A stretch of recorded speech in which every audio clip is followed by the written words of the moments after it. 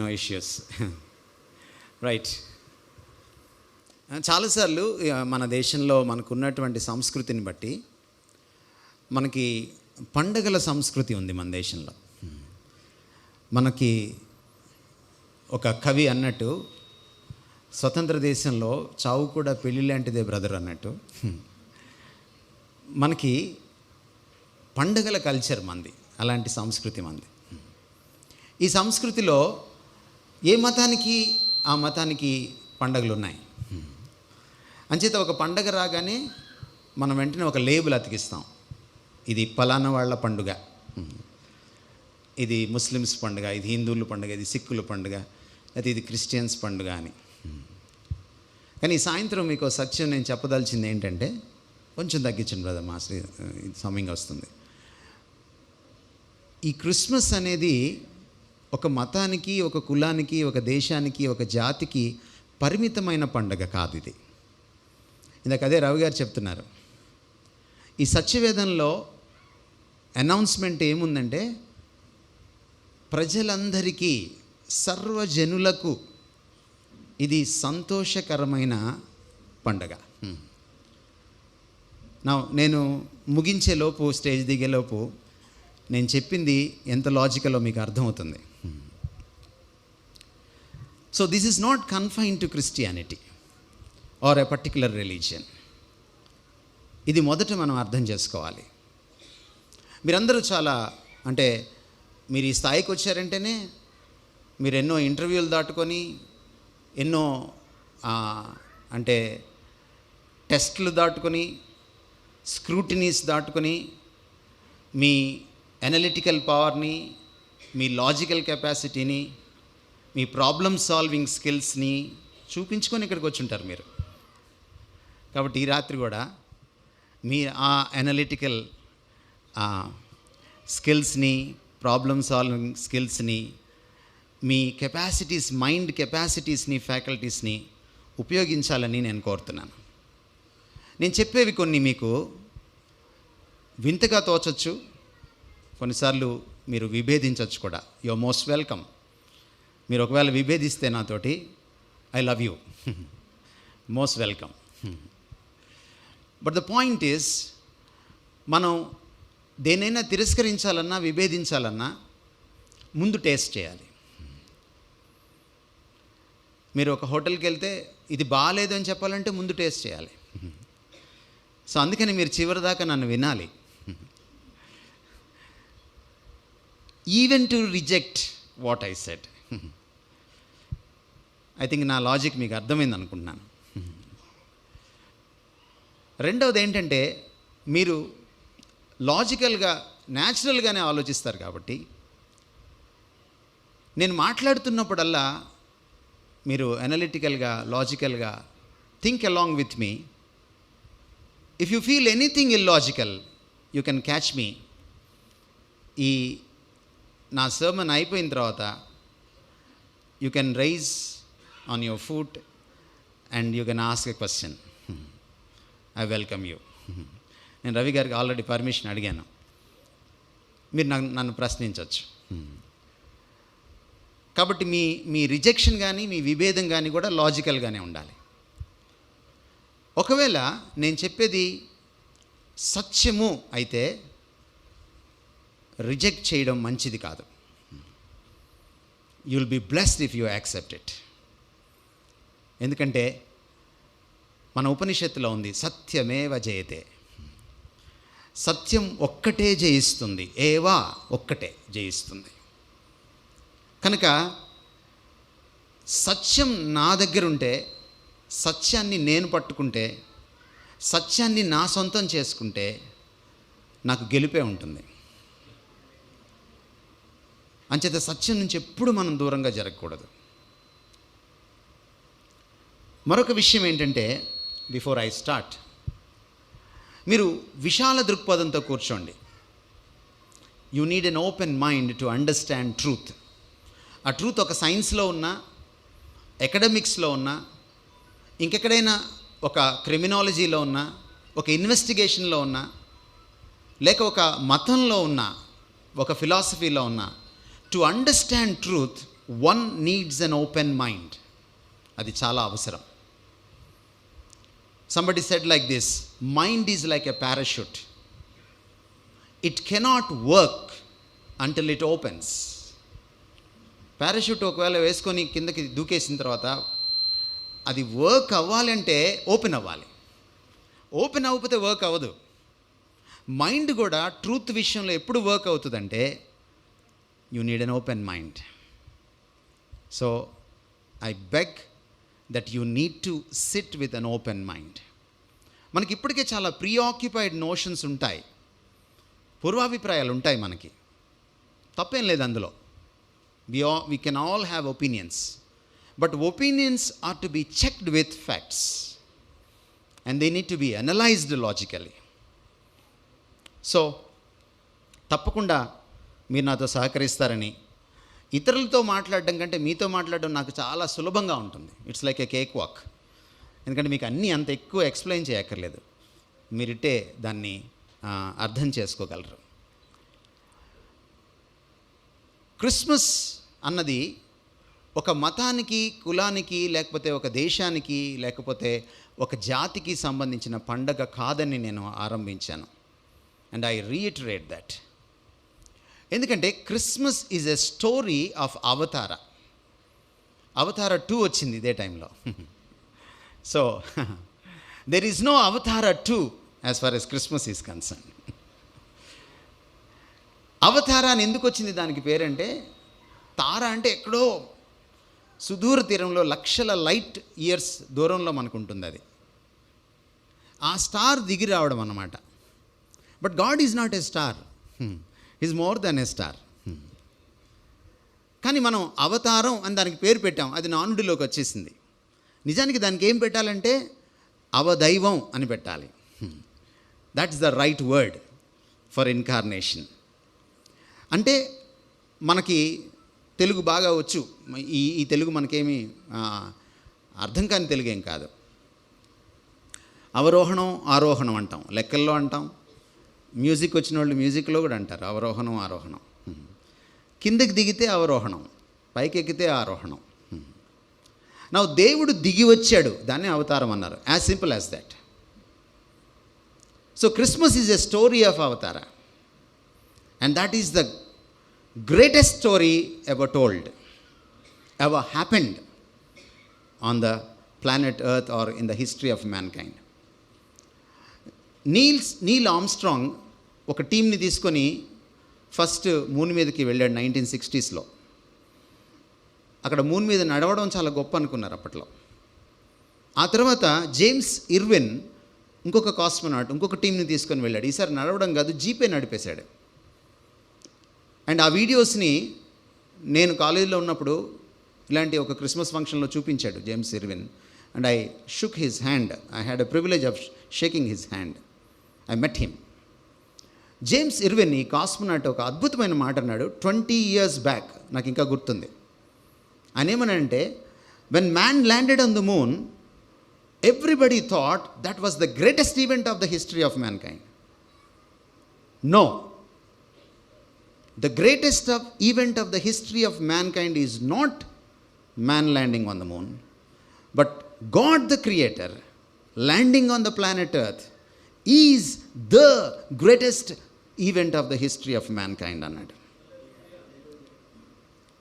Now you think about this. ఒక cosmonaut, ఒక scientist చెప్పిన మాట. సో దేవుడు ఇక్కడికి దిగిరావడం అనేది నిజంగా పండగ, నిజంగా పండగ. హాస్టల్ నుంచి అమ్మ ఇంటికి వస్తే పండగ కదా. 6 నెలల తర్వాత అమ్మ హాస్టల్కి వస్తే పండగ.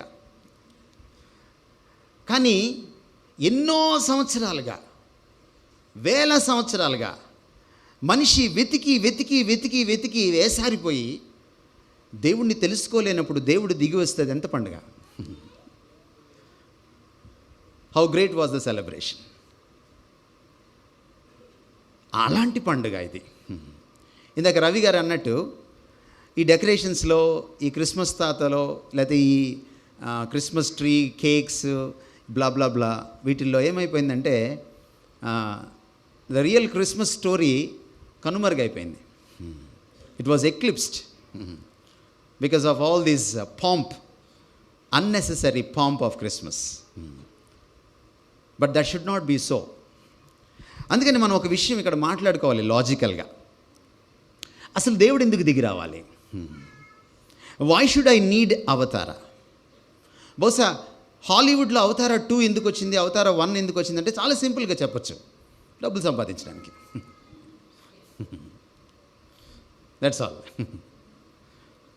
కానీ నిజంగా దేవుడే దిగి వచ్చాడే, ఈ రియల్ అవతారా, ఎందుకు దిగి రావాలి దేవుడు అని ప్రశ్న తప్పకుండా వేసుకోవాలి మనం.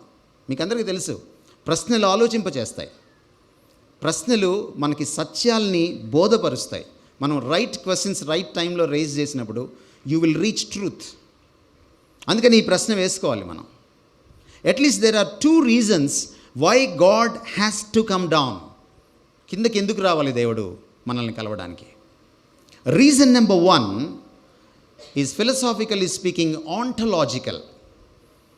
ఆంటోస్ అంటే గ్రీక్లో అస్తిత్వం అన్నమాట, existence.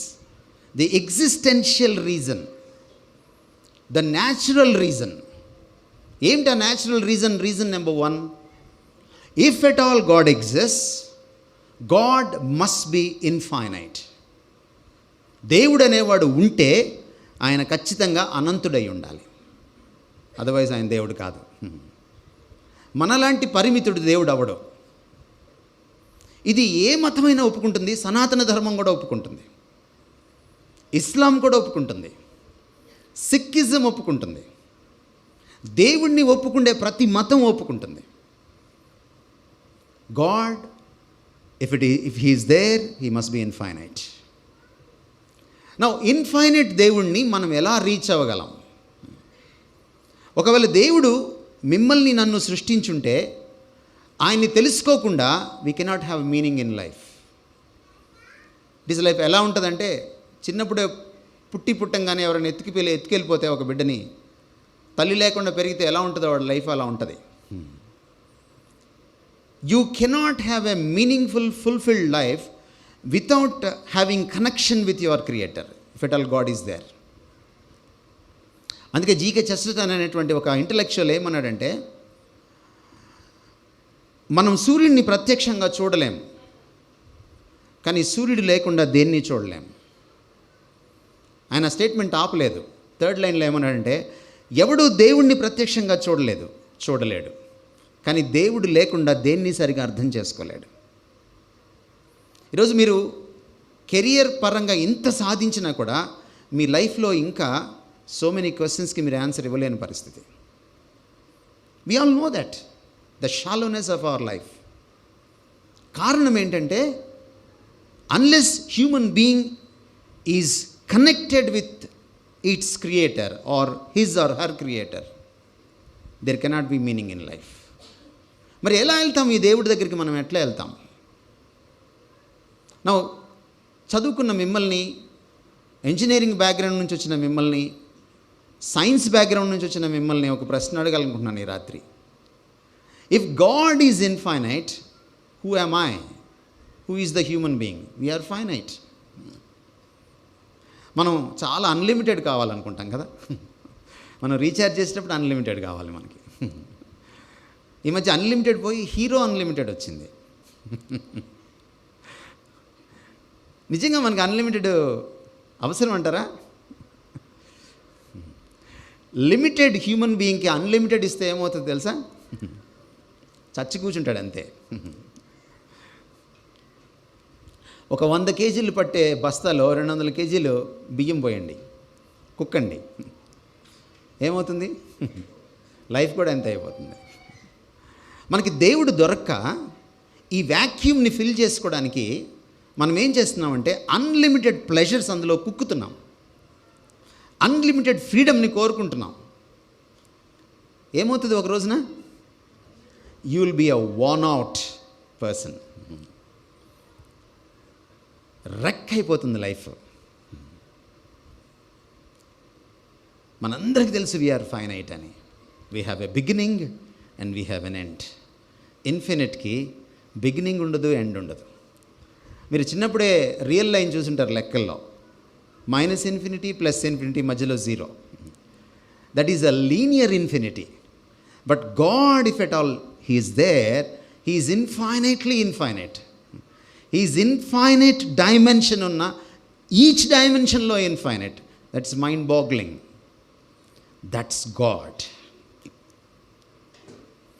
Now my question to you is, ఈ ఇన్ఫైనైట్ దేవుణ్ణి ఈ ఫైనైట్ మనిషి, అతను ఏ మతస్థుడైనా, ఏ కులస్థుడైనా, ఏ దేశస్థుడైనా ఎలా రీచ్ అవుతాడు? ఇది నాకు I'm not comfortable brother, sorry. ఆయన ఎలా రీచ్ అవుతాడు? మనిషి ఎలా రీచ్ అవుతాడు దేవుణ్ణి? నా ఇప్పుడు మీరు నాకు చెప్పాలి జవాబు. What is the gap between finite and infinite?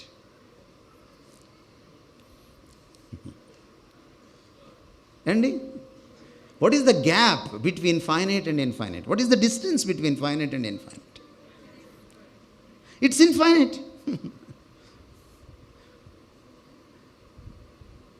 Now, can finite human being cross the infinite gulf between God and man?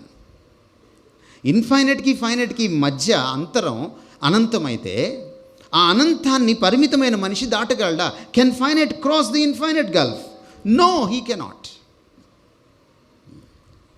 ఇన్ని మతాలు ఎందుకు పుట్టాయి తెలుసా? ఈ రాత్రి మీకు జవాబు చెప్తాను. ఫిలాసఫీ ఆఫ్ రిలీజియన్ చేసిన వాడిగా, మతాలని చదివిన వాడిగా నాకు తెలుసు. మతం అంటే సంస్కృతంలో అభిప్రాయం అని అర్థం. మతం అంటే it's an opinion. Opinion about God. Opinion ఎప్పుడైనా ఫెయిల్ అవ్వచ్చు. ఒపీనియన్కి కంప్లీట్ జ్ఞానం ఉండాల్సిన పని లేదు. అందుకనే మతం అనే మాట తెలుగులోకి వచ్చేటప్పటికి అభిమతం అయింది. అభిమతం అంటే అభిప్రాయం. ఏ మతం, ఏ అభిప్రాయంతో ఏకీభవించిన వాడిని ఏం చేస్తాం? వాడిని ఇంకో మతంలో తోసేస్తాం. రెట మతం. ఇది ఇస్లాం మతం కంటే, క్రైస్తవ మతం కంటే, హిందూ మతం కంటే, సిక్కు మతం కంటే గొప్ప మతం ఇది. రెట మతం. ఎందుకంటే వాడు ఎవరితో కలవడు. మీరు చూడండి, మన దేశంలో వేరే మతాలు ఇవేదో కొన్ని విదేశీ మతాలు అంటున్నారు. That's a different subject. Even నా దృష్టిలో హిందూ మతం కూడా విదేశీ మతమే. మీరు తర్వాత నన్ను కలవండి, ఎందుకో చెప్తాను నేను. ఋగ్వేదం ఈ దేశంలోకి వచ్చేటప్పటికి ఋగ్వేదంలో ఫస్ట్ పార్టే రాశారు, సంహిత. వేదాల్లో సంహితలు, బ్రాహ్మణాలు, అరణ్యకాలు, ఉపనిషత్తులు 4 పాటలు ఉంటాయి. నా సంహిత, ఋగ్వేద సంహితం ఒక్కటే ఉంది, ప్రాచీన గ్రంథం. అది ఇండియాకి ఆర్యులు వచ్చేటప్పటికే ఆల్రెడీ ఇండియా బయట రాశారు దాన్ని. వయా ఇరాన్ వచ్చారు. నా ఇండియాలో రాయలేదు ఋగ్వేదంలో first part. So in that sense మీరే ఆలోచన చేసుకోండి. నేను చెప్పింది కరెక్టో కాదో మీరు తర్వాత లైబ్రరీకి వెళ్ళి వెరిఫై చేసుకోండి. దాన్ని పక్కన పెడదాం. విదేశీ మతమా, స్వదేశీ మతమా పక్కన పెడదాం. మన దేశంలో మతాలని మీరు తీసుకుంటే ఎంత భిన్నత్వం, ఎంత విరుద్ధత, ఎంత కాంట్రడిక్షన్ కనపడుతుందో మీరు చూడండి. ఒక ఆయన అద్వైతం అంటాడు, ఇంకొక ఆయన ద్వైతం అంటాడు. ఒక ఆయన 2 రియాలిటీలు అంటాడు, ద్వైతం. మీ కర్ణాటకలో మధ్వాచార్యులు ఎక్కువ కదండి, ద్వైత మతం ఎక్కువ. మీ సెల్ ఫోన్స్ని కొంచెం సైలెంట్లో పెట్టుకుంటారా, ఇఫ్ యూ డోంట్ మైండ్. కానీ అద్వైతం ఆయన ఏం చెప్పాడంటే, నువ్వు లేవు, నేను లేవు, అంతా ఒక్క రియాలిటీయే. That is God, Brahman. Quite opposite.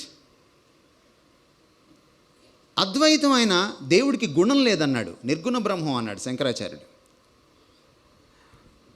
విశిష్టాద్వైతం ఆయన రామానుజాచార్యుడు దేవుడికి గుణం ఉంది అన్నాడు, సగుణ బ్రహ్మం అన్నాడు. Look at this. శైవులకి వైష్ణవులకి పడదు. ఇంకా పక్క మతాల సంగతి చూడండి, ఇంకెలా ఉంటుందో. బుద్ధుడు ఇక్కడి నుంచే పక్కకి వెళ్ళాడు, ఎందుకని? ఏకీభవించలేక. జైనుడు ఇక్కడి నుంచే పక్కకి వెళ్ళాడు, ఎందుకని? ఏకీభవించలేక. నానక్ ఇక్కడి నుంచే పక్కకి వెళ్ళాడు, ఎందుకని? ఏకీభవించలేక. మతంతో వచ్చిన సమస్య అది. ఈ రాత్రి మనం మతానికి అతీతంగా ఆలోచించాలి దేవుణ్ణి. మతంతో ఇదే ప్రాబ్లం వస్తుంది. ఎందుకు వస్తుంది ఈ క్లాష్? మీరు ఎక్కడికైనా ప్రపంచంలో వెళ్ళి చూడండి. ఫిజిక్స్లో ఒక లా మారుతుందా? కెమిస్ట్రీలో ఒక లా మారుతుందా? చాలా సింపుల్గా మాట్లాడతాను. 2 + 2 = 4. సత్యమేనా అది? It's a mathematical truth. ఇది ఒక మ్యాథ్స్కే కాదు, బయట బిజినెస్ చేసుకునే వాడికి కూడా ఈ ట్రూత్ కావాలి కదా. బైనరీ ఆపరేషన్ చేసిన మీకు కూడా ఈ ట్రూత్ కావాలి. Yes or no? మీరు 2 నెంబర్లతోటే చేస్తారు కంప్యూటర్ అంతా, కానీ బైనరీ ఆపరేషన్ చేసే వాళ్ళకి కూడా ఈ ట్రూత్ అవసరం. నేను ఈరోజు రాత్రి అడిగే ప్రశ్న ఏంటంటే, ఈ 2 2s are 4, క్రిస్టియన్స్ కోటి, హిందూస్ కోటి, ముస్లిమ్స్ కోటి, సిక్స్ ఒకటి, ద్వైత కోటి, అద్వైత కోటి, విశిష్ట అద్వైత కోటి, శైవం కోటి, వైష్ణవం కోటి ఉంటుందా?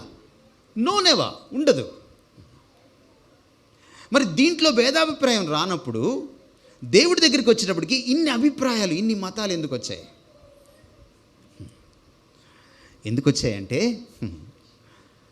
నేను అంగారకుడిని అర్థం చేసుకోగలను, కానీ అనంతమైన దేవుడిని అర్థం చేసుకోలేను.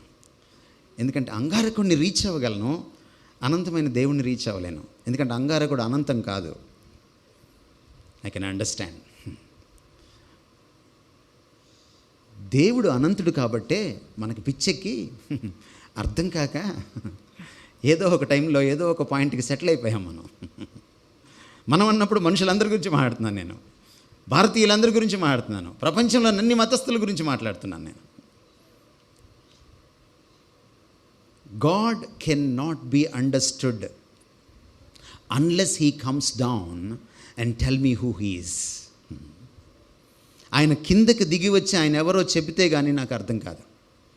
నువ్వు తపస్సు చెయ్యి, నువ్వు నమాజు చెయ్యి, నువ్వు ఇంకేదో చెయ్యి, పొర్లుడు దండాలు పెట్టు, మోచిప్పలు అరిగిపోయేలాగా భగవంతుడికి ప్రాణమిల్లు, సాష్టాంగ నమస్కారం చెయ్యి, గుడికెళ్ళు, మసీదుకెళ్ళు, దేవాలయంకెళ్ళు,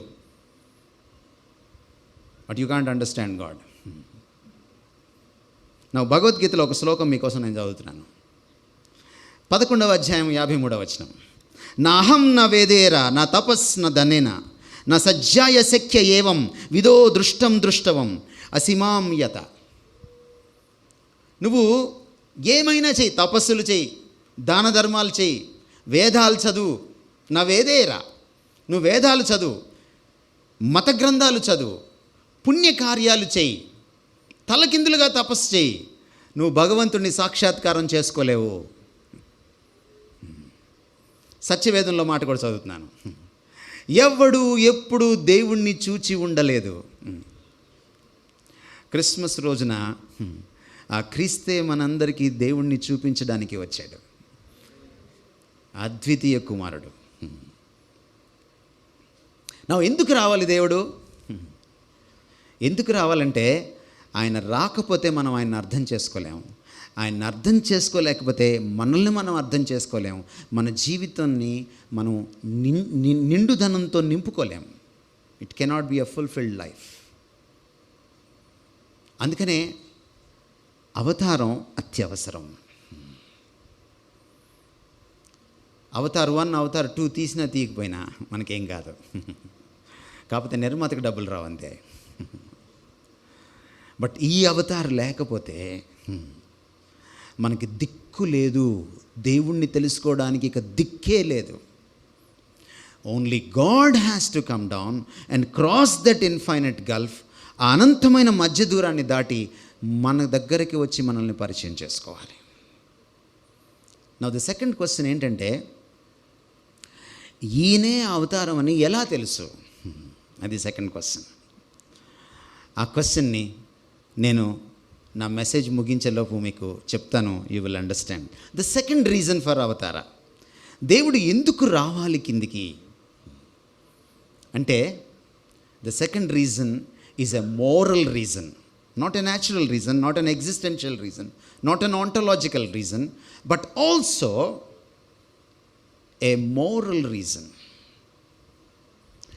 దేవుడు అనేవాడు ఉంటే ఆయన అనంతుడు మాత్రమే కాదు, ఆయన పరమ పవిత్రుడు. అండ్ మనకందరికీ తెలుసు, మనందరికీ బలహీనతలు ఉన్నాయి. నాకు ఒక్క బలహీనత కూడా లేదు, నాకు 100% సెల్ఫ్ కంట్రోల్ ఉన్నది అనేటువంటి మిస్టర్ పర్ఫెక్ట్ ప్రభాస్ ఎవరైనా ఉంటే లేచి నిలబడచ్చు. నోవే. మహాత్ములు కూడా ఈ మాట చెప్పలేరు. మహాత్ములు సైతం, మీరు కావాలంటే పుస్తకాలు చదువుకోండి, మహాత్ముల గురించి రాసిన మహాపుస్తకాలు, మహాగ్రంథాలు చదువుకోండి. There is no single one who says I'm sinless. హైందవ సోదర సోదరిమణులు గుడికి వెళ్తారు, కొబ్బరికాయ తీసుకెళ్తారు కదా. కొబ్బరికాయ మీదే, మీ పర్సులో మనీతోటే కొంటారు కదా, మీరే తీసుకెళ్తారు.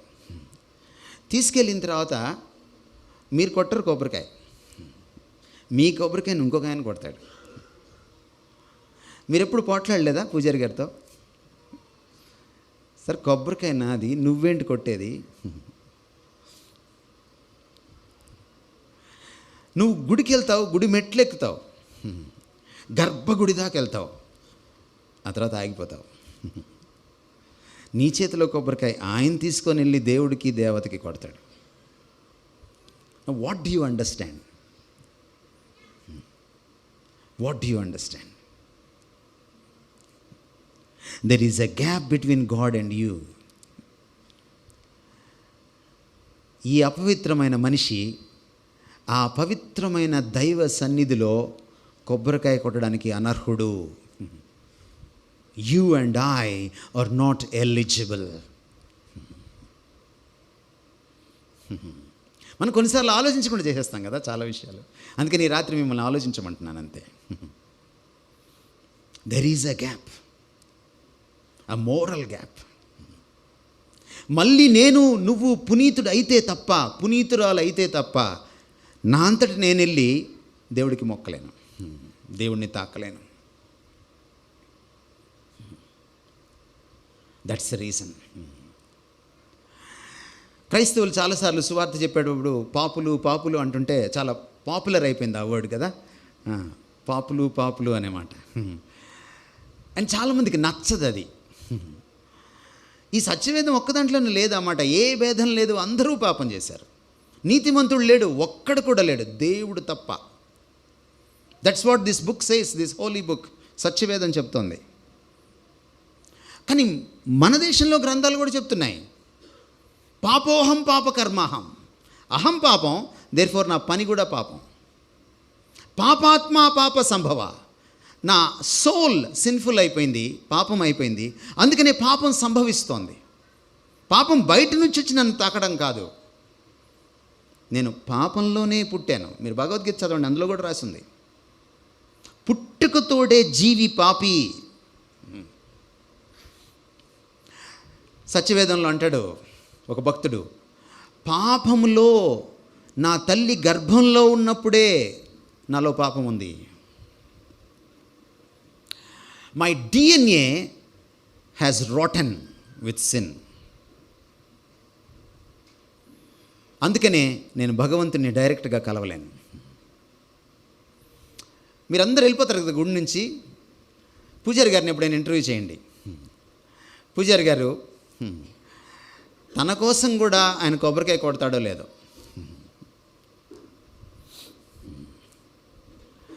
ఒకసారి నేను బస్సులో వెళ్తున్నాను, ఒక 20-25 ఇయర్స్ అయి ఉంటుంది. నా పక్కన ఒక పెద్ద ఆయన కూర్చున్నాడు. ఆయన వాళ్ళకొని చూస్తే పూజారి గారు లాగా ఉన్నారు. ఆయన అడిగాను నేను, సార్ మీరేం చేస్తారు అని. అంటే ఆయన అన్నాడు, నేను మోక్షాన్ని గురించి ప్రబోధిస్తానండి పలానా దేవాలయంలో అన్నాడు. మంచిది సార్ అని కాసేపు మాట్లాడుకున్నాక, నేను మిమ్మల్ని ఒక ప్రశ్న అడగచ్చా మీరేమనుకోకపోతే? ఎందుకంటే భారతదేశంలో ఈ ప్రశ్న అడగడం చాలా కష్టం, ఎందుకంటే మనకు కొన్ని సెంటిమెంట్లు ఉంటాయి. అందుకని కొంచెం భయపడుతూ, కొంచెం సంశయిస్తూ, కొంచెం డెలికేట్గా ఫీల్ అవుతూ అడిగాను నేను ఈ ప్రశ్న. ఆయన కొంచెం పర్మిషన్ అడిగి, సార్ మనం ఇలా వెళ్తున్నాం, మీ పక్కన నేను, నా పక్కన మీరు కూర్చున్నారు, మనం బస్సులో ఉన్నాం. సార్ ఈ బస్సు సడన్గా ఏదైనా అయ్యి మనకి ఏదైనా జరిగి మనం పైకి పోతే మీరు మోక్షాన్ని గురించి ప్రబోధిస్తారు కదా, మోక్షానికి వెళ్తారన్న నమ్మకం మీకుందా సార్ అని అడిగాను. ఆయన నాకేం చెప్పాలి సార్? వెళ్తాను అనాలి, ఏ. వెళ్ళను అనాలి, బి. నాకు తెలీదు అనాలి, సి. ఆయన డి తీసుకున్నాడు, పైవేవి కావు. ఆయన ఏమన్నాడు తెలుసా? ఒక ఫ్యూ సెకండ్స్ మౌనం వహించాడు. నేను ఆసక్తిగా ఎదురు చూస్తున్నాను ఆయన ఏం చెప్తారని. ఆయన నా వంక కూడా చూడలేదు. మంచి ఆజానుబాహుడు, దిట్టంగా ఉన్నాడు. ఎవడు పర్ఫెక్టు అన్నాడు. నేనేం అడిగాను ఆయన్ని? మోక్షంకి వెళ్తారా అని అడిగాను. ఆయన ఏం చెప్పాడు? ఎవడు పర్ఫెక్టు అన్నాడు. అవును సార్, మీరు చెప్పింది చాలా కరెక్ట్. Nobody is perfect. అందుకనే ఆ గ్యాప్ పూడాలంటే ఎవరు రావాలి తెలుసా? ఆ మిస్టర్ పర్ఫెక్ట్ దిగి రావాలి. ఒకే ఒక mister perfect, that is mister God. ఇది అవతారానికి రెండో రీజన్. కాబట్టి మళ్ళీ ప్రశ్న వచ్చింది, ఈయనే అవతారం అని ఎలా తెలుస్తుంది? మళ్ళీ ఈ క్వాలిటీ ఆయనలో కనపడాలి. Now I introduce Jesus Christ at this juncture. Now ఈయనేమన్నాడు? నేను అవతారాన్ని అనలేదు, నేను కూడా అవతారాన్ని అనలేదు, నేనే అన్నాడు. అక్కడికి వద్దాం మనం తర్వాత ఎందుకన్నాడు అన్నది. బట్ ఈయన విశిష్టత ఏమిటి? ఈయన ఎందుకు సర్వ మానవ లోకానికి పండగకు కారణమయ్యాడు? ఎందుకు ఈయన మతాలకు, కులాలకు, దేశాలకు, విదేశాలకు, కాలానికి అతీతంగా ఒక దేవుడిగా వెలసిల్లుతున్నాడు? కారణం ఏంటి? మనం ఈ రాత్రి ఆలోచించాలి. మళ్ళీ I need your open minds and undivided attention. Reason number 1, యేసుక్రీస్తు వారి అవతారం యొక్క విశిష్టత మొదటిది ఏంటంటే ఆయనది సత్యావతారం. మీరు ఎప్పుడు అవతారం గురించి విన్నా మన దేశంలో లీలా అనే మాట కూడా వింటారు మీరు. భగవంతుడి లీలా. లీలా అంటే అమ్మాయి కాదు, లీలా అంటే ఇల్యూషన్, అంటే ఇట్స్ నాట్ రియల్ అని అర్థం అన్నమాట. అంటే భగవంతుడు ఇలా కనపడతాడు, ఏమిటబ్బా అనుకొని దగ్గరికి వెళ్ళి అర్థం చేసుకునే లోపే భగవంతుడు అంతర్ధానం అయిపోతాడు. మనకు అర్థం కానప్పుడల్లా మనం ఏమంటే భగవంతుడి లీలలు అంటాం మనం. భగవంతుడు అలా వచ్చి అలా అంతర్ధానం అయిపోయి రియాలిటీలోకి రాకుండా అలా ఒక డ్రీమ్ లాగా, ఒక ఇల్యూజన్ లాగా వచ్చేళ్తే నా సమస్య పరిష్కారం అవదు. ఎందుకంటే I'm real, life is real, sin is real, death is real. ఎంత రియల్ కాకపోతే మరణం. మన పూర్వీకులు మృత్యోర్మ అమృతంగమయ అని ఆక్రోశిస్తూ ప్రార్థిస్తారు ముండకోపనిషత్తులో. ఎంత రియల్ కాకపోతే పాపం, మన పూర్వీకులు పాపోహం పాపకర్మాహం అని ఆక్రోశిస్తూ ప్రార్థన చేస్తారు. ఆ మాట అన్న తర్వాత మనువు ఏమన్నాడంటే 2వ అధ్యాయంలో, త్రాహిమాం కృపయా దేవా శరణాగత వత్సలే అన్యదా శరణం నాస్తి. త్రాహిమాం అంటే రక్షించు, కృపయా కృప చూపించు, దేవా దేవా నువ్వొక్కడవే, అన్యదా శరణం నాస్తి మరొక శరణం నాకు లేదు. ఎంత డెస్పరేట్ కండిషన్లో చేసిన ప్రార్థనలు ఇవి మన పూర్వీకులు. So sin is real, your life is real and death is real. We need a real avatara. Look at Jesus Christ. ఈరోజు ఆయన ఎంత రియల్ అంటే ఆయన బర్త్డే అనేది లేకపోతే, అంటే ఫస్ట్ క్రిస్మస్ లేకపోతే మీకు ఎవ్వరికి బర్త్డేస్ లేవు. మీకు కోపం రావచ్చు. ఈ మధ్య రాధా మనోహర్ దాస్ ఒక ఛాలెంజ్ విసిరాడు. డిసెంబర్ 25th కాదో తెలీదు, ఎప్పుడు పుట్టాడో తెలీదు, మీ దేవుడు ఆయన దేవుడా అన్నాడు. రాధా మనోహర్ దాస్ గారు తెలుసుకోవాల్సింది ఏంటంటే ఆయన పుట్టినరోజు కూడా యేసుప్రభు పుట్టినరోజు మీద ఆధారపడి ఉంది. రాధా మనోహర్ దాస్ గారి ఆధార్ కార్డు తీసుకొని మీరు చూడండి, దాంట్లో 1971 అని ఉంటుంది, లేకపోతే 1972 అని ఉంటుంది. 1972 అంటే యేసుప్రభు పుట్టిన దగ్గర నుంచి లెక్కెడితే 1972 సంవత్సరాలు అన్నమాట. మనకు స్వాతంత్రం ఎప్పుడు వచ్చింది? 1947. ఎట్లాగా రెఫరెన్స్ పాయింట్ ఉండాలి కదా. రెఫరెన్స్ పాయింట్ ఏంటి? యేసు ప్రభు వచ్చిన దగ్గర నుంచి, పుట్టిన దగ్గర నుంచి లెక్కెడితే 1947 సంవత్సరాలకి నాకు స్వాతంత్రం వచ్చింది. బుద్ధుడు 546 BC అన్నారు. ఎట్లా వచ్చింది? యేసు ప్రభు పుట్టిన దగ్గర నుంచి వెనక్కి లెక్కెడితే 546 ఇయర్స్కి బుద్ధుడు పుట్టాడు. That's it. Such a real Avatar.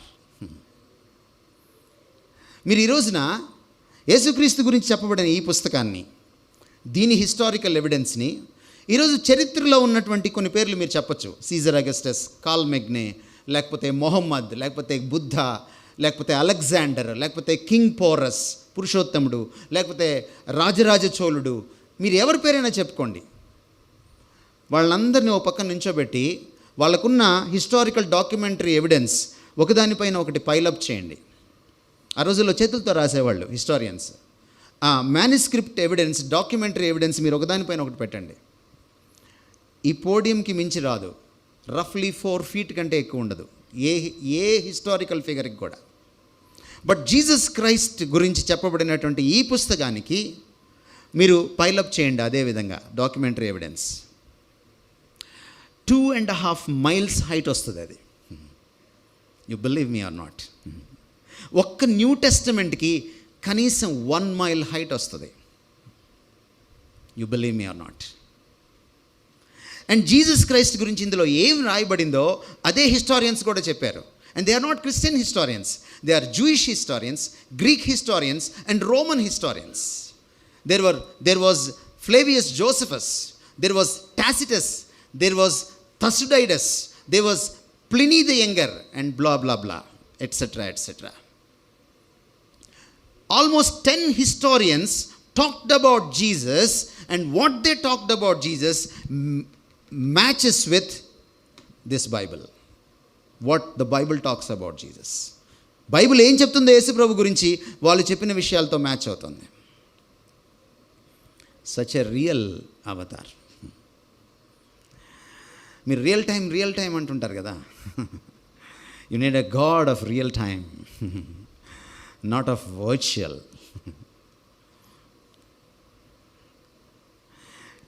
యేసుక్రీస్తు అవతారం యొక్క రెండవ ప్రత్యేకత, విశిష్టత ఏమిటంటే ఆయనది నిత్య అవతారం. అంటే ఆయన మళ్ళీ మళ్ళీ మళ్ళీ అవతారాలు ఎత్తడు. ఆల్ టైమ్కి ఒకటే దేవుడు. ఆయన యుగ పురుషుడు కాదు. మనకి ఈ శ్లోకం గుర్తుంది కదా, భగవద్గీత 4:8 పరిత్రాణాయ సాధునాం వినాశయక దుష్కృతం ధర్మ సంస్థాపనార్థయ సంభవామి యుగే యుగే. ఏంటి లాస్ట్ లైన్ అర్థం ఏంటి? దేవుడు మళ్ళీ మళ్ళీ పుడతాడు, దేవుడు మళ్ళీ మళ్ళీ అవతారం ఎత్తుతాడు. ఈ యుగంలో ఒక దేవుడు ఒక అవతారం, మరొక యుగంలో దేవుడు మరొక అవతారం. No why? మళ్ళీ మీరు ప్రశ్న వేయాలి. మీరు ఒక సైన్స్ క్లాస్ రూమ్లోనే ప్రశ్నలు అడగకూడదు. చర్చ్లో, మసీదులో, దేవాలయంలో మీరు ప్రశ్నలు అడగాలి. ఈ ప్రోగ్రాం అయిన తర్వాత కూడా మీరు ప్రశ్నలు అడగాలి. ఎందుకు దేవుడు మళ్ళీ మళ్ళీ ఎందుకు పుడతాడు? ఎందుకంటే ఈ అవతారం చాలదు ప్రాబ్లం సాల్వ్ చేయడానికి. కంప్యూటర్ చాలినప్పుడు సూపర్ కంప్యూటర్ వస్తుంది. యు నీడ్ అంతకు మించినటువంటి ఒక సూపర్ అవతార కావాలి. అందుకని దేవుడు అన్ని అవతారాలు ఎత్తుతాడు. బట్ ఈయన ఒకే ఒక అవతారం ఎత్తాడు. మనం కాలానికి బందీలం. We are space time creatures. మనం ప్రదేశానికి కాలానికి బందీ మనం. కానీ దేవుడు is above space and above time. ఇక్కడ ఉన్న వాళ్ళకి మరొక చిన్న మెదడుకు మేత. Is infinite physical or non physical or metaphysical. అనంతం భౌతికంగా ఉంటుందా, అది భౌతికేతరంగా ఉంటుందా?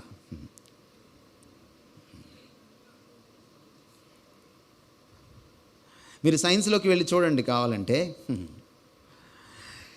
ఎనర్జీలో ఈరోజు మనం ఏమంటున్నాం? హీట్ డెత్ అంటున్నామా? Laws of conservation of energy ఉన్నాయి కదా మనకి. నా సెకండ్ లా ఆఫ్ థెర్మోడైనమిక్స్ ఏం చెప్తుంది మనకి? హీట్ డెత్ అని చెప్తుంది కదా మనకి. దాన్ని బట్టి మీకు ఏం అర్థమవుతుంది? Energy is equal to matter కదా. ఇంతవరకు ఎనర్జీని ఎవరైనా డిఫైన్ చేశారా? ఎవరైనా చేశారా? చేయలే. మరి ఎవరు చేయలే ఎనర్జీని ఇంతవరకు ఎవరు డిఫైన్ చేయలే. మీరు ఎంతవరకు అర్థం చేసుకోగలరంటే energy is equivalent to matter. అంతవరకు మీరు అర్థం చేసుకోగలరు. Now if energy dies one day, if there is going to be a heat death according to second law of thermodynamics, then this universe matter is always finite. Infinite is above matter. ఆయన above matter అయినప్పుడు above time కూడా అవుతాడు. ఎందుకంటే time is a part and parcel of matter. Time is a fourth dimension. Space లేకపోతే time లేదు. మీరు Stephen Hawking's లాంటి వాళ్ళని, లేకపోతే కార్ల్ సాగన్ లాంటి వాళ్ళని, మీరు థియరిటికల్ ఫిజిసిస్ట్ని మీరు చదివితే మీకు ఈ రోజున మీకు అర్థమయ్యేది ఏంటంటే, టైం అండ్ స్పేస్ అంటే యూనివర్స్ ఎక్స్పాండ్ అయ్యేటప్పుడు, యూనివర్స్ 0 నుంచి ఇంత దాకా ఎక్స్పాండ్ అయ్యేటప్పుడు స్పేస్ అండ్ టైం ఈక్వల్గా ఎక్స్పాండ్ అవుతూ వస్తాయి. Time is a fourth dimension of space. Therefore, if at all God is there, if He is infinite, He must be above time. ఆయన time కంటే పెద్దవాడైనప్పుడు, ఆయన టైంలోకి వచ్చినప్పుడు ఏమవుతుంది? మీ అబ్బాయి బ్లేజర్ మీరు వేసుకుంటే ఏమవుతుంది? బ్లేజర్ చినిగిపోతుంది. అంతే. టైం కంటే పెద్ద దేవుడు టైంలోకి వస్తే ఏమవుతుంది? టైం చీలిపోతుంది. అందుకని క్రీస్తు పూర్వము క్రీస్తు శకం టైం చీలిపోయింది. That's the greatness of Christmas. ఈరోజున రిఫరెన్స్ పాయింట్ అయింది ప్రతి ఒక్కరికి. క్రీస్తును కాదనే వాళ్ళ బర్త్డే కూడా రిఫరెన్స్ పాయింట్ క్రీస్తే. క్రీస్తును ఒప్పుకోని వాళ్ళ బర్త్డేకి కూడా రిఫరెన్స్ పాయింట్ క్రీస్తే. మీరు ఇంకెవరైనా అవతార పురుషుని తీసుకొచ్చి ఆయన ఎప్పుడు వాడు అంటే రిఫరెన్స్ పాయింట్ క్రీస్తే.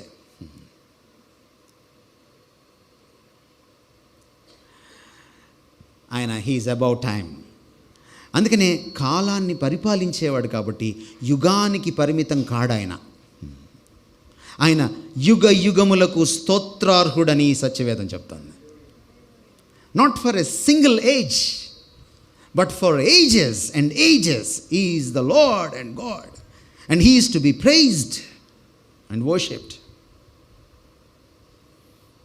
అందుకని రెండో అవతారం లేదు క్రీస్తుకి, ఒకే ఒక్క అవతారం. అందుకని ఆయన అన్నాడు నేనే. మూడవ ప్రత్యేకత ఏమిటంటే యేసుక్రీస్తు వారి అవతారంలో ఆయనది విశిష్టావతారం. వశిష్టావతారం కాదు, విశిష్టావతారం. విశిష్టం అంటే ఏమిటంటే ప్రత్యేకం, ఎక్స్క్లూజివ్, యునిక్. యునిక్ అనే మాట కూడా సరిపోదు, ఇట్స్ ఎక్స్క్లూజివ్. అంటే everything else is excluded, the one and only. ఎందుకు విశిష్ట అవతారం? ఇక్కడ మనం కాసేపు మాట్లాడుకోవాలి. మనం అవతారం గురించి విన్నప్పుడల్లా చిన్నప్పటి నుంచి మనం వినుంటాం. మనం ఏ మతస్థులమైనా స్కూల్ టైం నుంచి మనం వినుంటాం. ఏమని వినుంటామంటే, మనం భగవంతుడు అవతారం ఎత్తుతాడు. ఎందుకు ఎత్తుతాడంటే దుష్ట శిక్షణకు శిష్ట రక్షణకు అవతారం ఎత్తుతాడని మనం వినుంటాం. ఇందాక మనం చదివిన శ్లోకంలో కూడా వినాశయక దుష్కృతం, దుష్టుల్ని చంపడానికి, నాశనం చేయడానికి, వినాశనం చేయడానికి. పరిత్రాణాయ సాధునం, శిష్టులను రక్షించడానికి, పరిరక్షించడానికి. నాకు కాసేపు ఆగి మనం ఆలోచన చేయాలి. ఎందుకంటే మీరంతా విఘ్నులు కాబట్టి లాజికల్గా ఈ రాత్రి ఆలోచించాలి. You ask any Hindu Pandit and answer these questions. చంపడానికి దేవుడు దిగి రావాలా? దేవుడు టెక్నాలజీ అంత తక్కువ. ఉక్రెయిన్కి వెళ్లకుండా పుతిన్ యుద్ధం చేయగలుగుతున్నాడు, అక్కడ ఉన్న వాళ్ళని చంపగలుగుతున్నాడు కదా. మరి దేవుడు భూమి మీదకి రాకుండా చంపలేడా? You think about it. ఆఫ్ఘనిస్తాన్లో ఉన్న తాలిబాన్ టెర్రరిస్టుల్ని జార్జ్ బుష్ ఆఫ్ఘనిస్తాన్కి వెళ్ళి చంపాడా? వైట్ హౌస్లో కూర్చొని చంపాడు. Isn't God greater than Putin and George Bush? కాదంటారా? దేవుడు ఎవరినైనా చంపాలనుకున్నాడు అనుకోండి, ఏం చేయొచ్చు దేవుడు? మనం ఒకవేళ దేవుడికి ఐడియాలు ఇస్తే, మనకు అంత సీన్ ఉంటే, తాతకు దగ్గులు నేర్పించినట్టు,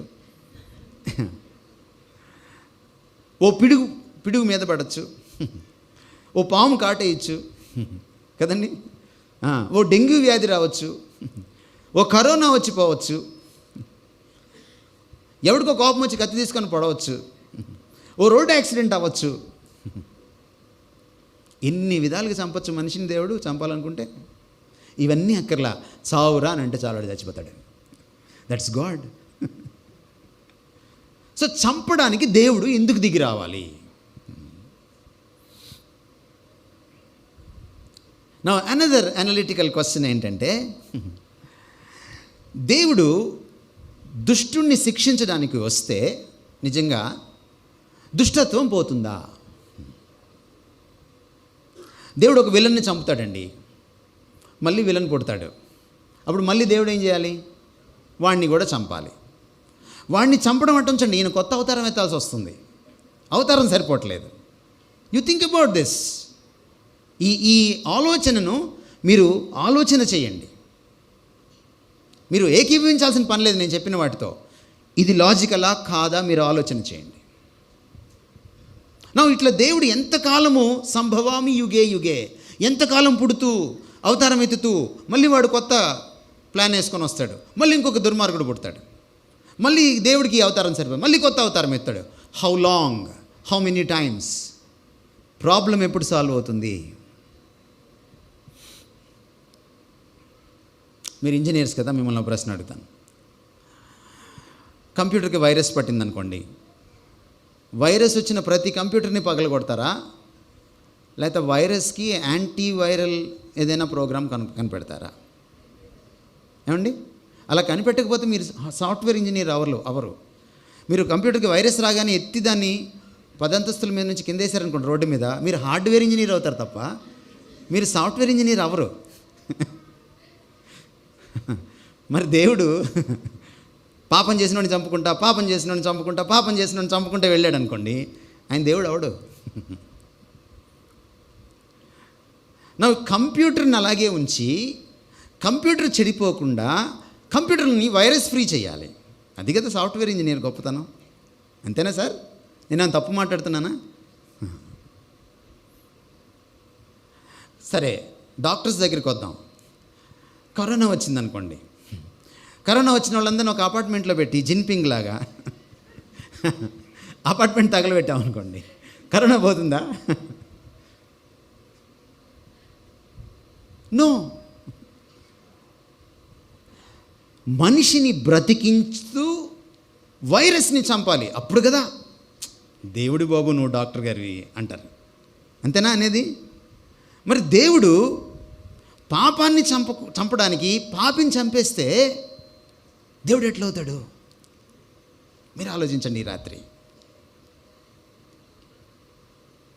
సరే, ఇలా చంపుకుంటూ పోయాడు అనుకోండి, ఎంతమందిని చంపాలి మను ధర్మశాస్త్రం ప్రకారం?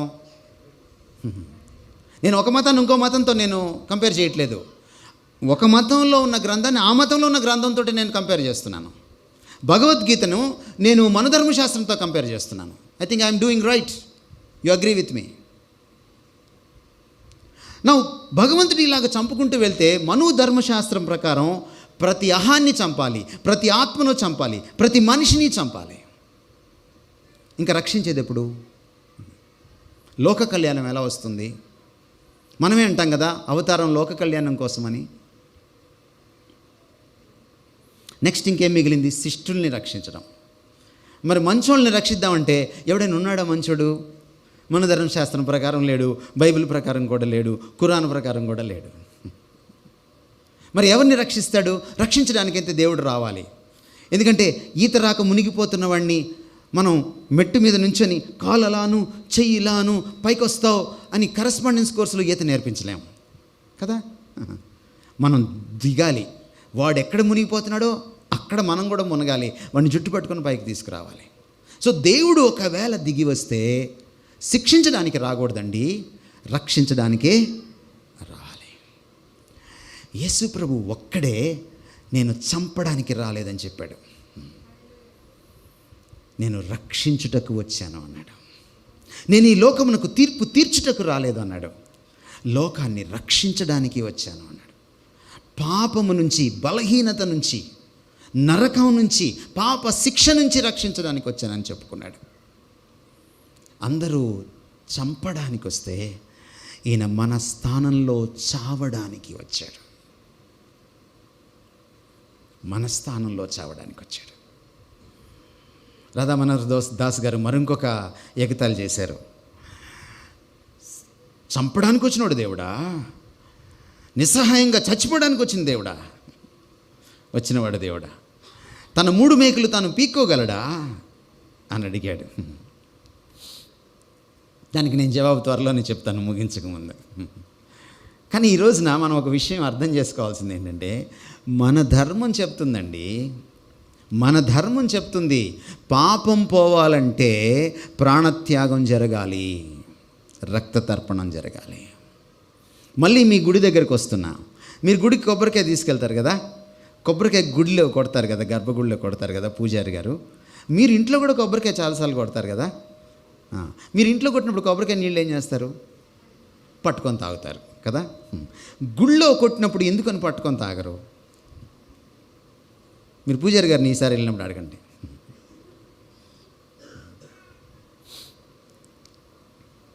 నా రెండో ప్రశ్న, కొబ్బరికాయ స్వచ్ఛమైన నీరు కదా, కొబ్బరికాయ కొట్టడం ఎందుకు? కిన్లే వాటర్ బాటిల్ కూడా కొట్టచ్చు కదా, ఎందుకు కొబ్బరికాయ ఒకటే కొడతాం? ఈసారి వెళ్ళినప్పుడు మళ్ళీ మీరు అడగండి, మీకు చాలా ఆసక్తికరమైన జవాబులు వస్తాయి పండితుల దగ్గర నుంచి. ఎందువల్లంటే అక్కడ తర్పణం జరగాలి, తడవాలి. కొబ్బరికాయ మరి రక్తం లేదా కొబ్బరికాయలో? ఒకప్పుడు రక్తం చిందించేవాళ్ళం, బుద్ధుడు వచ్చాక జీవహింస చేయకూడదని చెప్పాక మనం కూడా మార్చుకున్న మత సంస్కరణ జరిగింది భారతదేశంలో. జరిగి ఆ జీవహింస స్థానంలో, జంతు బలి స్థానంలో ఏమొచ్చిందంటే కొబ్బరికాయ వచ్చింది, కొబ్బరి బలి వచ్చిందన్నమాట.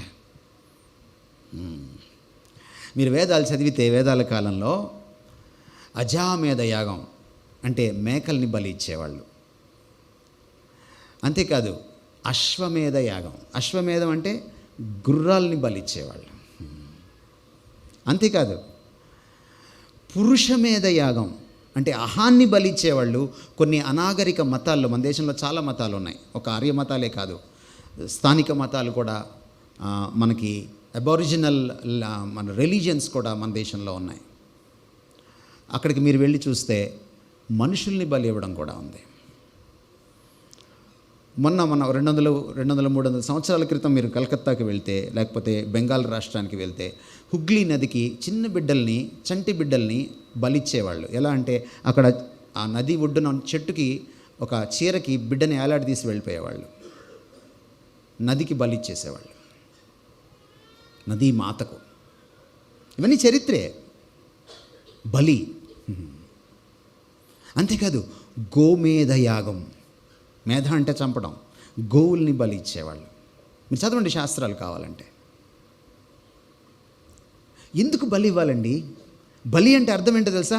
పక్కనోడు చేసిన దానికి ఇంకొకడు అనుభవిస్తే బలి. మీకు బాహుబలి ఒకటే తెలుసు, ఈ బలి కూడా తెలియాలి మీకు. అది ఈ బలి, ఆ బలి కాదు, ఇది పక్కనోడు బలి. కొన్నిసార్లు క్లాస్లో జోకులు వేసుకుంటూ ఉంటాం, జోక్ వేసినోడేమో సీరియస్గా ఉంటాడు, టీచరు బోర్డు సైడ్ నుంచి చేతులకు తిరిగేటప్పటికి పక్కనోడు నవ్వుతుంటాడు, వాడు బలి. మీకు ఇప్పుడు అర్థమైంది కదా బలి అంటే. అంటే మనం చేసిన తప్పులకి మరొకరు బలి అవ్వాలి. మన శాస్త్రం ఒప్పుకుంటున్న విషయాలే ఇవి. బైబిల్ ఏం చెప్తుందో అవి మన శాస్త్రాలు ఒప్పుకుంటున్న విషయాలే. సర్వ పాపాలు పోవాలంటే రక్తం చిందించబడాలి. సర్వ పాప పరిహారం రక్త ప్రోక్షణం ఆవశ్యకం. సత్యవేదం ఏం చెప్తుందో చూడండి. సర్వం రక్తేన శుద్ధయతే, రక్తేన వినా క్షమ న లాభయతే. సంస్కృత బైబిల్లో చదువుతున్నాను నేను. సర్వం రక్తేన శుద్ధయతే, రక్తేన వినా క్షమ న లాభయతే. సర్వ పాప పరిహారం రక్త ప్రోక్షణం ఆవశ్యకం. ఎందువల్ల? ఏంటి దీంట్లో లాజిక్ ఏంటి? పాపం ఎప్పుడైతే సీన్లోకి ప్రవేశించిందో మరణం సీన్లోకి ప్రవేశించింది. అంటే పాపం వచ్చినప్పుడు ప్రాణం తోడేసింది, ప్రాణం పోయింది. మళ్ళీ ప్రాణం పెడితే తప్ప పాపం పోదు, రివర్స్ ప్రాసెస్ జరగాలి. ప్రాణం ఎక్కడుంటుంది? రక్తదానం, ప్రాణదానం అన్నాం, రక్తంలో ఉంటుంది. ఏ రక్తం పెట్టాలి? పాపోహం పాపకర్మాహం రక్తం కుదరదు. పుణ్యోహం పుణ్యకర్మాహం, పుణ్యాత్మ, ఆ రక్తం పెట్టాలి. అందుకని వేదంలో ఏముందంటే సర్వపాప పరిహారం రక్త ప్రోక్షణం ఆవశ్యకం, తత్రక్తం పరమాత్మేణ, దేవుడిదై ఉండాలి. మరి దేవుడికి రక్తం, మాంసం, శరీరం ఉండదు కదా, అందుకే దేవుడు అవతారం ఎత్తాలి. ఇందాక నేను చెప్పాను రీజన్ అది. మనిషి పాపం చేశాడు కాబట్టి మానవ అవతారం ఎత్తాలి. దేవుడు జంతువుల అవతారం ఎత్తక్కర్లేదు, ఎందుకంటే అవి పాపం చేయలేదు, అవి వినైతిక జీవులు, ఎమోరల్ బీయింగ్స్. ఈ సింహానికి అస్సలు క్యారెక్టర్ లేదు అని ఇప్పుడు అంటారా మీరు? అనరు, కానీ మనిషికి అంటారు. ఈ సెల్ ఫోన్ చెడిపోయింది, బాగా క్యారెక్టర్ లేకుండా అయిపోయింది అని ఇప్పుడు అంటారా? అనరు మీరు. ఎమోరల్ బీయింగ్స్ ఇవి, ఎమోరల్ ఎగ్జిస్టెన్సెస్, ఎంటిటీస్ ఇవి. కానీ మనం మోరల్ బీయింగ్. మనం తప్పు చేసింది మనం కాబట్టి, పాపం చేసింది మనం కాబట్టి మన శరీరాన్ని భగవంతుడు ధరించాలి. తత్రక్తం పరమాత్మేన, పుణ్య పవిత్రమైన రక్తమై ఉండాలి, దానముగా ఇచ్చిందై ఉండాలి, బలియాగంగా ఇచ్చిందై ఉండాలి. Now who did this except Jesus?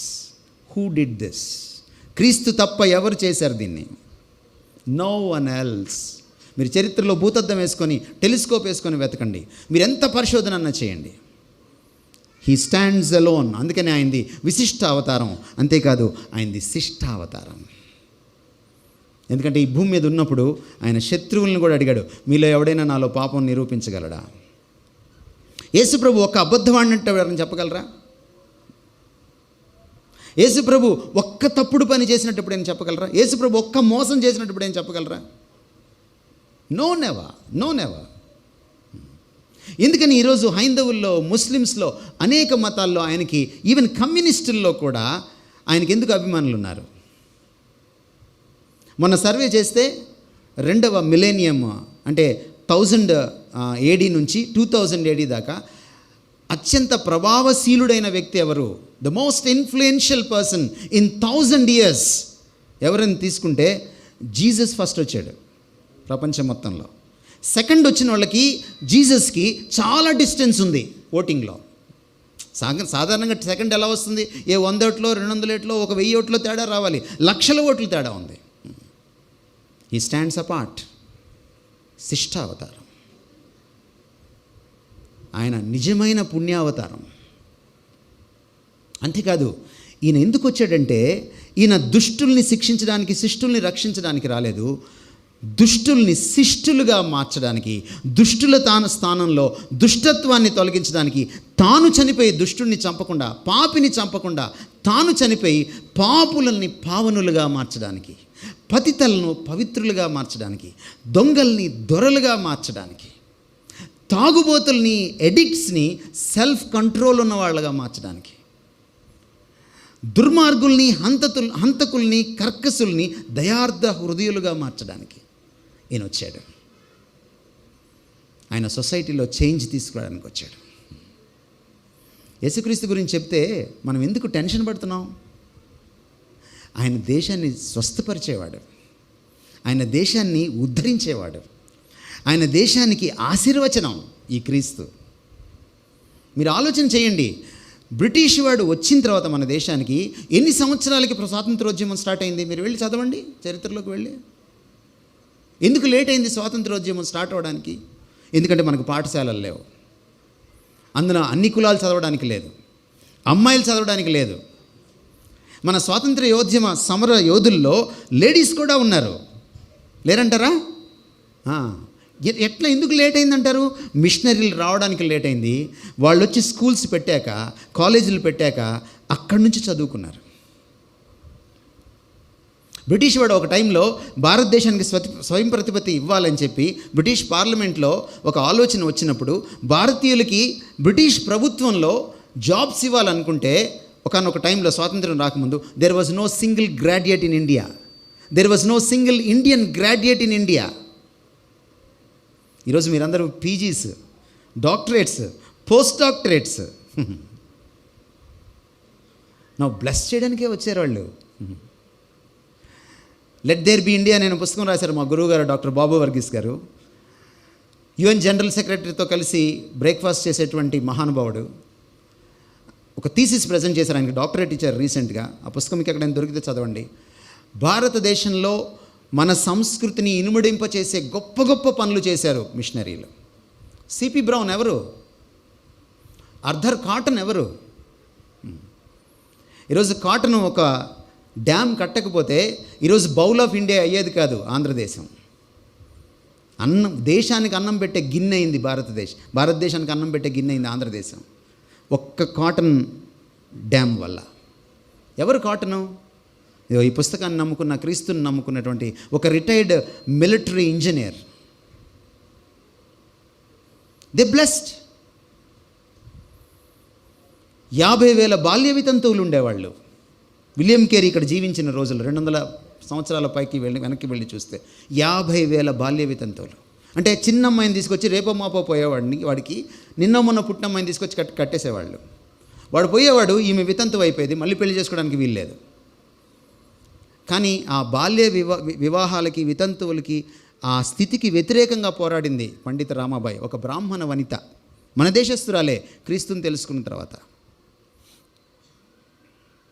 Christ came to bless. దుష్టుల్ని చంపితే దుష్టత్వం పోదు. శిష్టుడెవడూ లేడు రక్షించడానికి, కానీ దుష్టుల్ని శిష్టులుగా చేయడానికి ఆయన దుష్టత్వాన్ని తన మీద వేసుకొని సిలువకెక్కాడు, రక్తం కార్చాడు. సర్వపాప పరిహారానికి పరమాత్మైన పుణ్యదాన బలియాగం చేశాడు యేసుక్రీస్తు. ఆయన మనల్ని పుణ్యమూర్తులుగా మార్చడానికి వచ్చాడు, మనకి సెల్ఫ్ డిగ్నిటీ ఇవ్వడానికి వచ్చాడు. నేను ముగిస్తాను. యేసుక్రీస్తు వారిది అమృతావతారం, అంటే మృతము లేని అవతారం. ఆయన వచ్చాడు, అవతరించాడు, అద్భుతంగా జీవించాడు, ప్రాయశ్చిత్తం చెల్లించాడు, కాలగర్భంలో కలిసిపోలేదు, తనువు చాలించి వెళ్ళిపోలేదు, తనువుతో పాటు ఆయన స్వర్గానికి వెళ్ళాడు. ఆ తనువుని లేవదీసుకొని మరణం నుంచి, మృత్యువు నుంచి స్వర్గానికి ఎక్కిపోయాడు.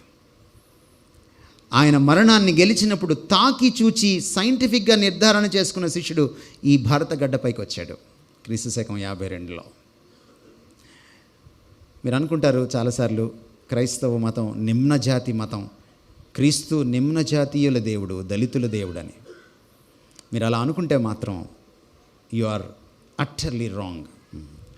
భారతదేశంలో మొట్టమొదటి కాన్వర్ట్స్ బ్రాహ్మిన్స్, నిష్ఠ కలిగిన బ్రాహ్మణ పుంగవులు, సంధ్య వారుస్తూ సూర్య నమస్కారం చేస్తున్నటువంటి బ్రాహ్మణ పుంగవులకు ఈ థామస్ సువార్త చెప్పినప్పుడు వాళ్ళు క్రీస్తును అంగీకరించారు.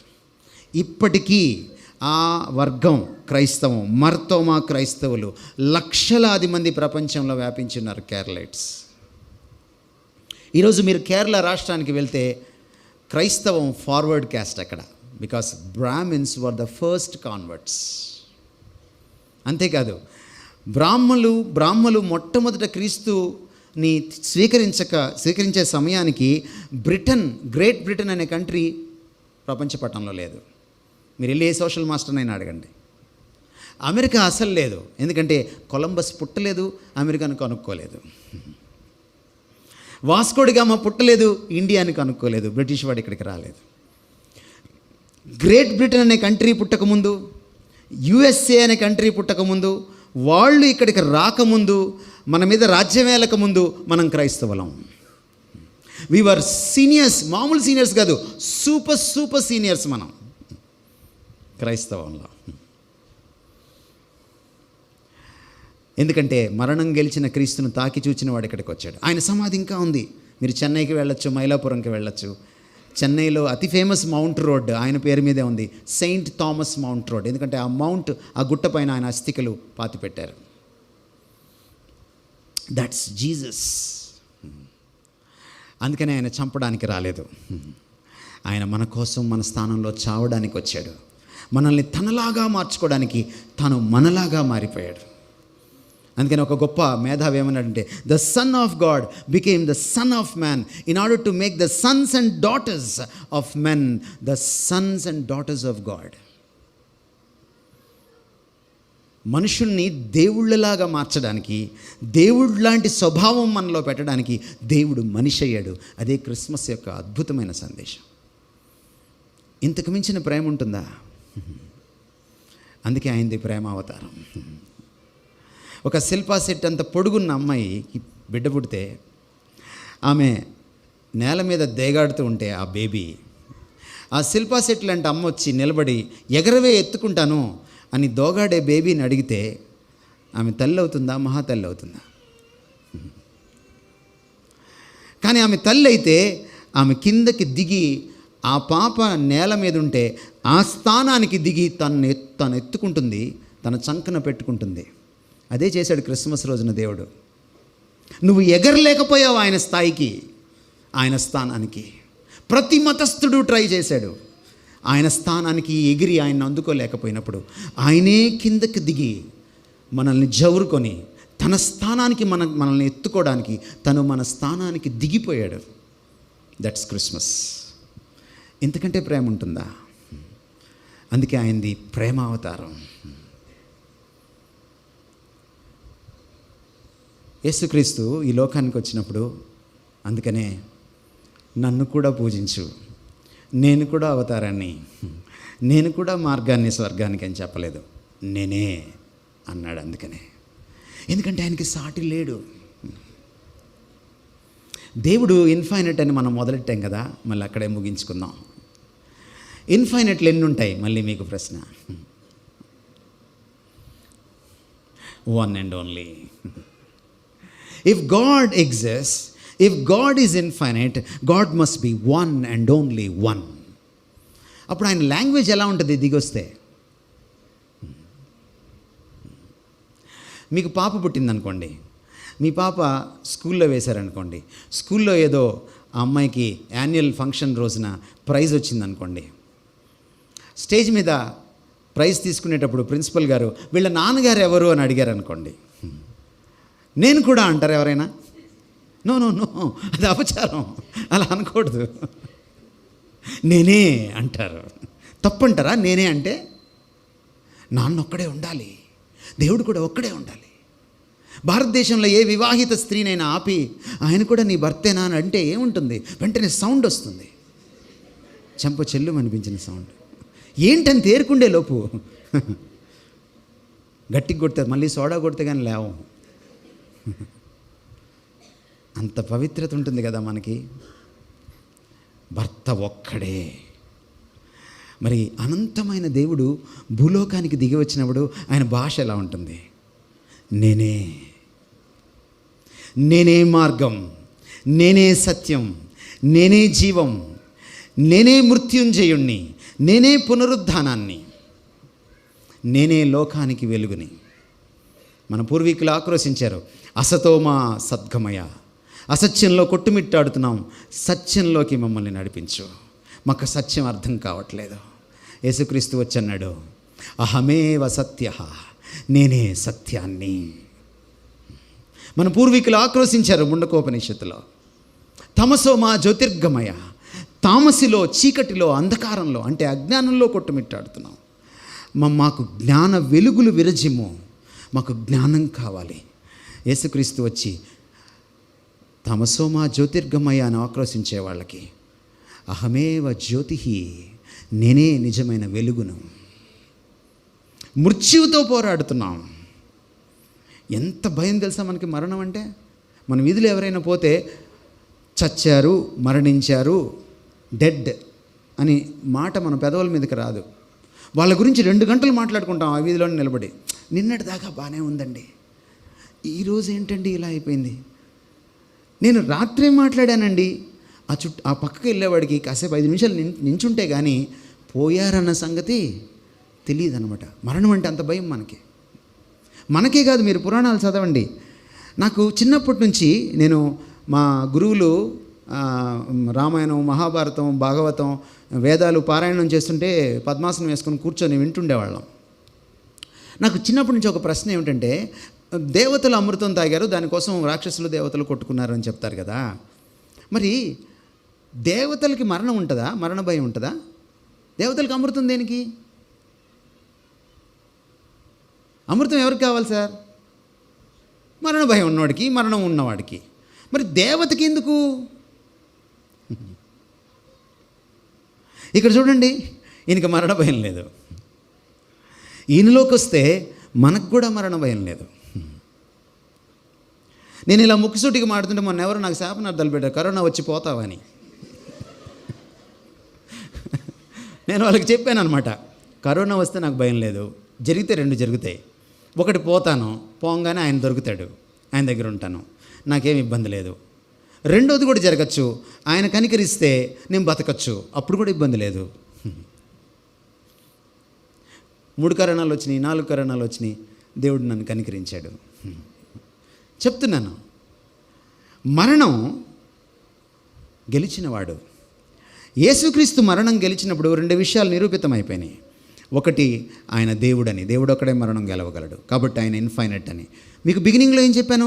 ఇన్ఫైనట్ మాత్రమే మనిషికి దేవుడికి ఉన్నటువంటి మధ్య దూరాన్ని పూడ్చగలడు యేసుక్రీస్తు. అందుకనే నిజమైన వారధి, ఎందుకంటే ఆయన మరణం ద్వారా ఇన్ఫైనట్ అని నిరూపించుకున్నాడు. రెండవది, ఒకడు మరణాన్ని గెలిచాడంటే అతను దేవుడు అవ్వాలి. రెండవది, పాపం లేనివాడు అవ్వాలి, ఎందుకంటే పాపం వల్లనే మరణం వచ్చింది.